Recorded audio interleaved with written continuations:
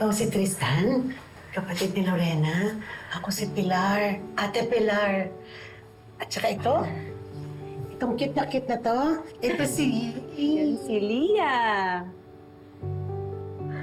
Lia, siya ang Uncle Tristan mo. Hello po. Hello, Lia. Pwede ba kitang mayakap?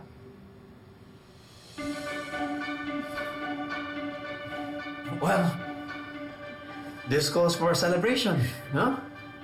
Tristan, dito ka na mag-dinner sa amin, ha? Magpapaluto ako ng masarap na hapunan. Ano bang paborito mong pagkain? Naku, ako na yan. Gusto ko ako magluluto para kay Tristan. Oh, napakasarap magluto ng ate mo.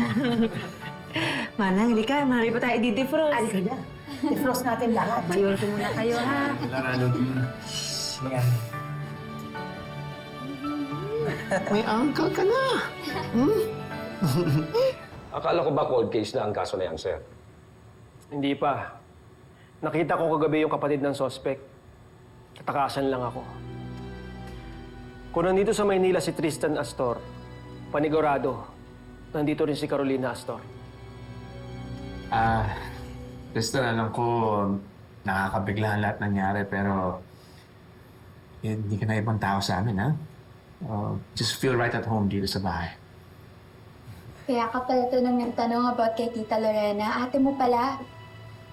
Bakit ba kayo ulit nagkahiwalay?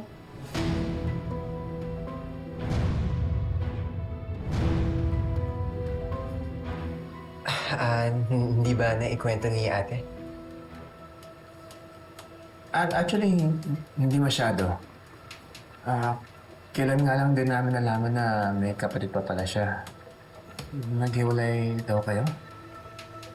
Sorry, Tristan, if you don't mind me asking, ano bang nangyari sa inyo? Excuse me. Yes, ma'am. Ano po yung atin? I have a job for you.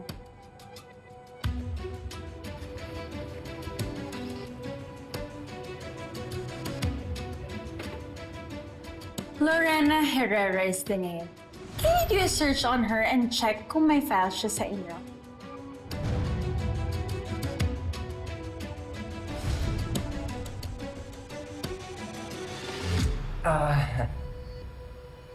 Kay ate niya na lang po itanong. Bata pa po kasi ako nun, kaya siguro marami na akong nakalimutan. Pero kung iniwan ka pala niya, bakit ka niya pinapahanap? Bakit hindi ka na lang niya binalikan sa province mo? Ano ginawa nito, ma'am? Kakasuhan niyo ba siya? Oh, no. I'm just doing the job for you. So, i-check niyo na yung files niyo kasi I'm sure may makikita kayong criminal record tungkol sa babaeng yan. Baka may swindling case yan, estafa, perjury, fraud, whatever. Tapos pwede niyo na siyang hulihin, tapos ikulong. Sorry, Amber, parang kailangan ko na yata umalis. Wait, di ba sabi mo dito ka mag-dinner sa amin? Alam niyo po, Uncle, masarap magluto si Nainay. O naman, Lia, alam na alam ko. Lagi kaya ako pinagluluto ni ate noon at talagang masarap magluto si ate. Pero kailangan ko na po talagang umalis. May nag-aantay po kasi sa akin sa bahay. Hindi pa ako nakakapagpaalam. Tristan, huwag mo na intindihin yun. Papatilan ako sa driver para makuha yung mga gamit mo. Oh, Imagine, one less sociopath criminal polluting our streets. Bongga, di ba? Right?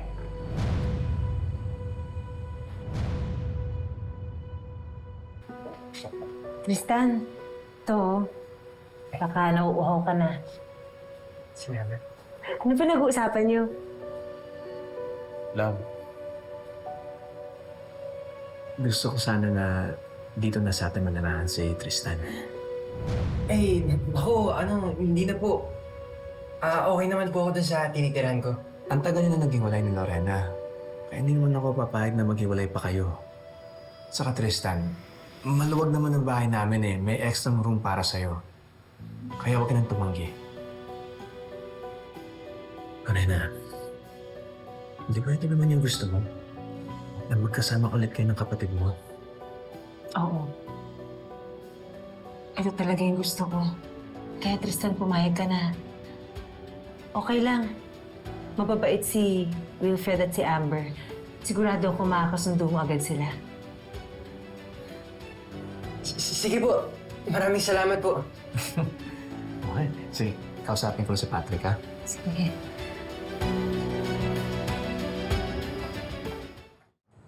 Ma'am, kung wala po kayong warrant o reklamo, hindi ko po pwedeng i-search ito.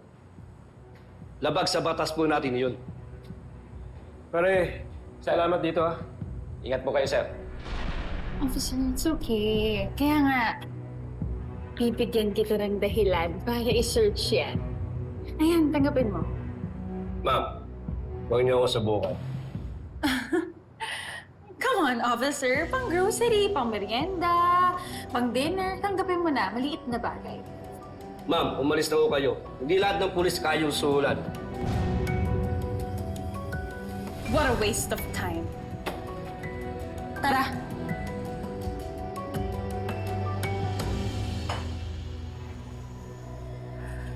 Ate,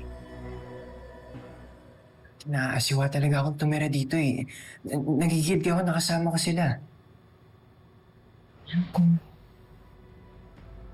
Pero kailangan kita. Lalo-lalo na ngayon. Please, Tristan. Samahan mo ko.